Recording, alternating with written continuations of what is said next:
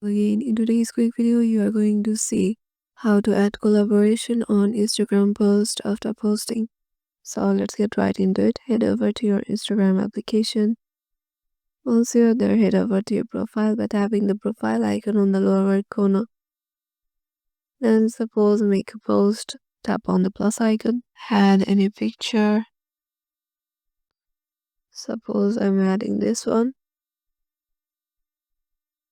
And then here tap on next, share. My post is currently being shared. And as you can see, I didn't have mentioned any collaboration in the post yet. So if I want to do it, tap on the three dots icon and then tap on edit. Here you can add music and location, and there is an option of add collaborations. Tap on add collaborations.